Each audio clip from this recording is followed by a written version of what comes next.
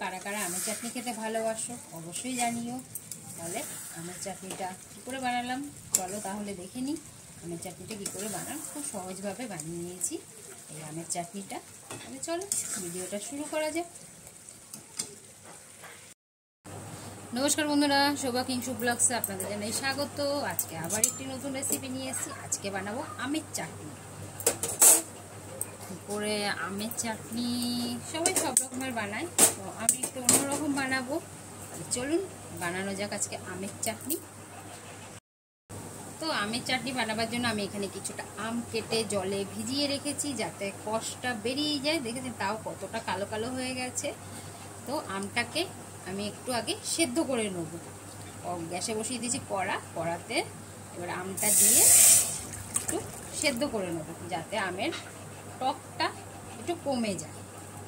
তাহলে আমটাকে একটু 5 মিনিট মতো সেদ্ধ করে নিই। সেদ্ধ বলতে ভাপিয়ে নেবো, একদম সেদ্ধ করব না, যাতে একটু টক ভাবটা কমে যায়। তো চলুন 5 মিনিটের জন্য আমটা সেদ্ধ করে নিই। আমটা আমাদের হয়ে গেছে, আর সেদ্ধ করার প্রয়োজন নেই, সেদ্ধ তো করবো না, তাও একটু নরম হয়ে গেছে। এখন আমি আমটাকে তুলে নেব, আর বেশি রাখবো না তাহলে নরম হয়ে যাবে। তো আমটাকে তুলে নেব।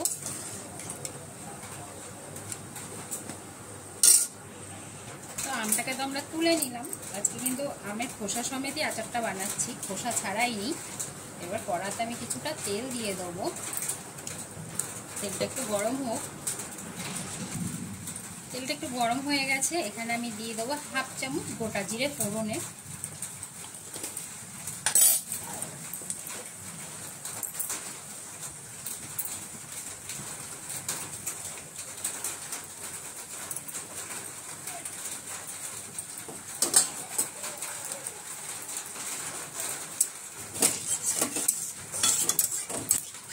জিরের মধ্যে ভাজা হয়ে গেছে, এখন এখানে আমি আমগুলোকে দিয়ে দেবো।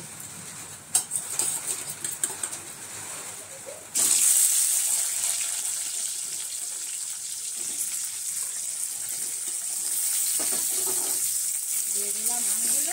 এবার তেলের মধ্যে একটু আমগুলোকে ভেজে নেব।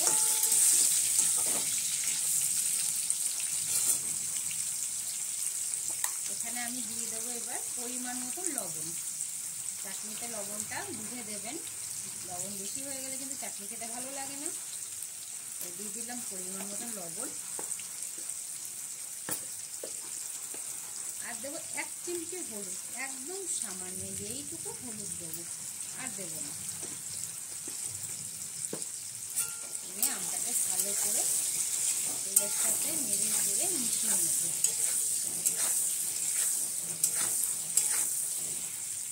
একটুখানি ভাজা হোক। তো তেলের সাথে যতটা ভাজার প্রয়োজন আমি ভেজে নিয়েছি, আর ভাজবো না, বেশি ভাজলে পরে আম খুব তাড়াতাড়ি নরম হয়ে যাবে। এমনিতেই এইটুকুতেই আমটা অনেকটা নরম হয়ে গেছে, তো আর ভাজবো না। এবার আমি এতে দিয়ে দেবো চিনি। আমি কোনো রকম জল ব্যবহার করব না, জল ছাড়াই চাটনিটা আজকে করবো।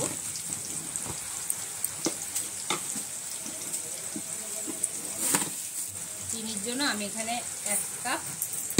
2 কাপ চিনি দেবো, কারণ এখন আম একটু টক বেশি, তাই 2 কাপ চিনি দিলাম।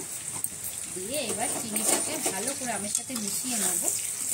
আমি আর কোনো রকম জল দেবো না, চিনিটা গলে গেলেই হয়ে যাবে।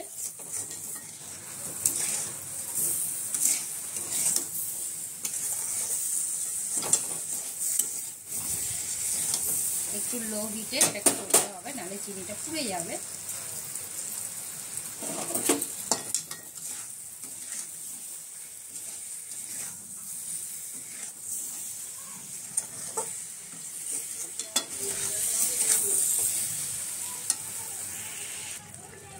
চিনিটা প্রায় গলে গেছে, আর বেশিক্ষণ লাগবে না। এই যে একটু হালকা হালকা দানা দানা আছে, এটাও পুরো গলে যাবে। তো আস্তে আস্তে গলে যাবে, এটাকে আর বেশিক্ষণ রাখতে হবে না। তো এই পর্যায়ে আমি এখানে দিয়ে দেবো কিছুটা কাজু আর কিছুটা কিশমিশ। আমি ভিজিয়ে রেখেছিলাম, তো দিয়ে দিলাম কিছুটা কাজু কিশমিশ।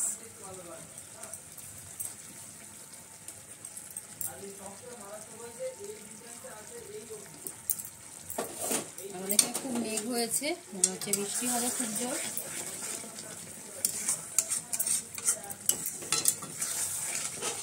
মোটামুটি আমাদের এটা কমপ্লিটই হয়ে গেছে। চাটনি করতে বেশি সময় লাগে না, তো বাড়িতে করলাম তাই ভাবলাম আপনাদের সাথে শেয়ার করি, তাই শেয়ার করলাম। এবার এখানে দেবো একটুখানি চিলি ফ্লেক্স, একটু চিলি ফ্লেক্স দিয়ে দেবো যাতে দেখতেও সুন্দর লাগে আর হালকাটা ঝাল ঝাল ভাব আসে।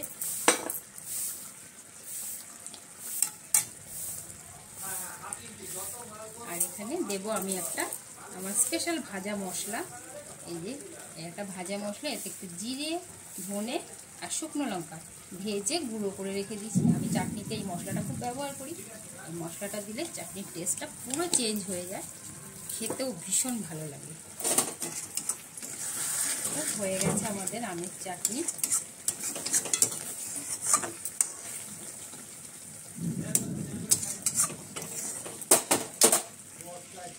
তো চাটনিটা তো আমাদের হয়ে গেল, চাটনিটাকে নামিয়ে নিচ্ছি।